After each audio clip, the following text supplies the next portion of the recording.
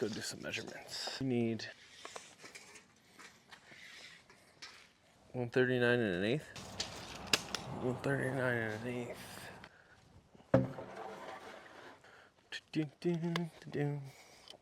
We'll go this way.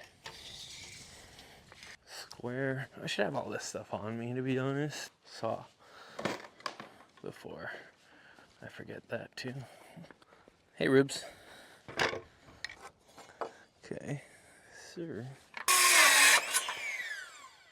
This just helps me guide straight because I can't cut straight. So, let's see. You know, the only thing that I noticed is I have this big hump right here.